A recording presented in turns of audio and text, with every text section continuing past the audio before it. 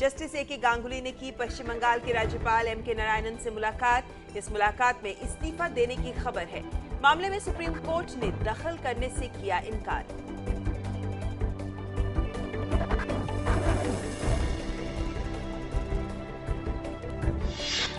प्रवासी भारतीय दिवस आज से शुरू। केंद्रीय अप्रवासी भारतीय मंत्री वेला रवि ने कहा कि इस बार सम्मेलन का एजेंडा अप्रवासी युवाओं की आकांक्षाओं का ध्यान रखना है।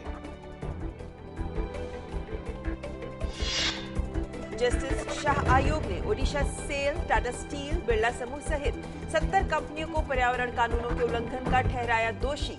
आयोग का अनुमान अकेले पर्यावरण मंजूरी की शर्तों का उल्लंघन करने से 45,000 करोड़ रुपए का नुकसान।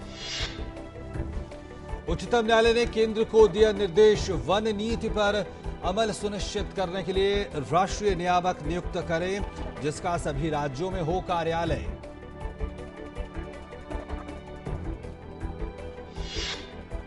दिल्ली हाईकोर्ट ने कहा, ट्राई एक्ट के तहत निजी टेलीकॉम कंपनियों की कैग कर सकता है ऑडिट। निजी टेलीकॉम कंपनियां कैग के ऑडिट का कर रही थी विरोध।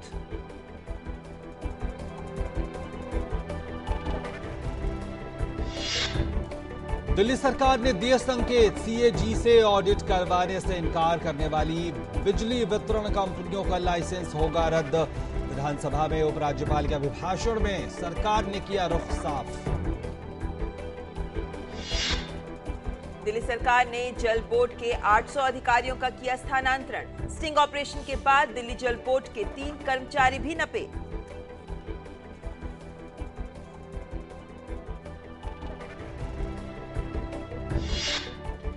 सुप्रीम कोर्ट ने कहा, न्यायाधीशों को माय लॉर्ड या योर लॉर्डशिप या योर ऑन के रूप में संबोधित करना नहीं होगा अनिवार्य। कहा, जजों को सम्मानपूर्वक और गरिमापूर्ण तरीके से कर सकते हैं संबोधित।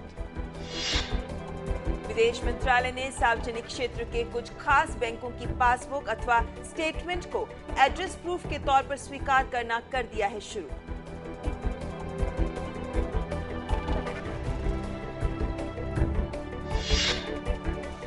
पंद्रह वर्ष से ऊपर उम्र के मुस्लिम समुदाय के 1 करोड़ से अधिक लोगों को व्यवहारिक रूप से साक्षर बनाने के लिए सरकार करेगी एक योजना की शुरुआत। 600 करोड़ रुपए की लागत वाली इस योजना को पहले मुस्लिम बहुल 16-17 जिलों में किया जाएगा शुरू। कश्मीर पर दिए बयान पर अकेले पड़े आम आदमी पार्टी के नेता प्रशांत भूषण। पार्टी ने किया किनारा, विरोधी दलों ने जताई आपत्ति।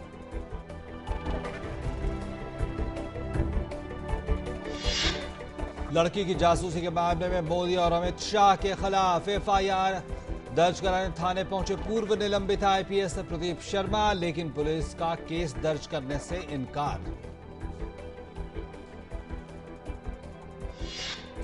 दिल्ली के जनकपुर स्थित माता चानन देवी अस्पताल परिसर के बाहर खड़े एक ट्रक में नवजात बच्ची का शव मिला। इस मामले में सरकार ने दिए जांच के आदेश।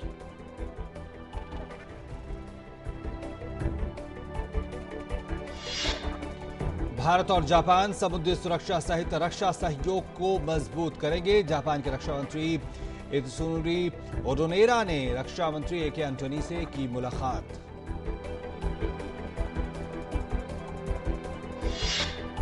दिल्ली समेत उत्तर भारत में घने कोहरे ने थामी जिंदगी की रफ्तार। हवाई और रेल सेवाओं पर बुरा असर। 600 से ज्यादा उड़ानें प्रभावित। सड़क यातायात पर भी असर।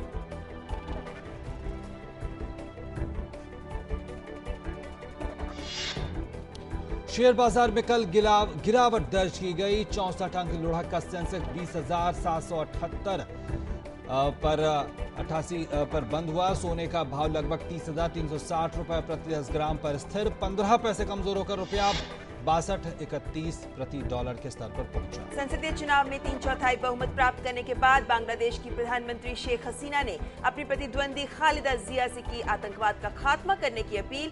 अमेरिका ने नए चुनाव कराने का किया आह्वान। अमेरिका में रिकॉर्ड तोड़ ठंड, पारा अब तक के सबसे न्यूनतम स्तर पर पहुंचा। अधिकारियों ने स्थिति को बताया अत्यधिक खतरनाक।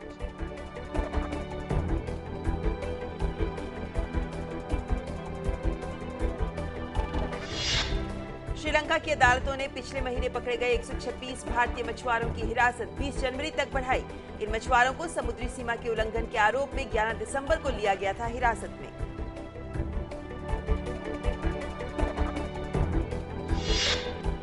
सुप्रीम कोर्ट ने राजस्थान क्रिकेट संघ के चुनाव का परिणाम बताने की तारीख 17 जनवरी तय की। साथ ही अदालत ने यह भी कहा कि चुनाव का परिणाम आने के बाद ही वो ललित मोदी के खिलाफ दायर की गई याचिका पर सुनवाई करेगा।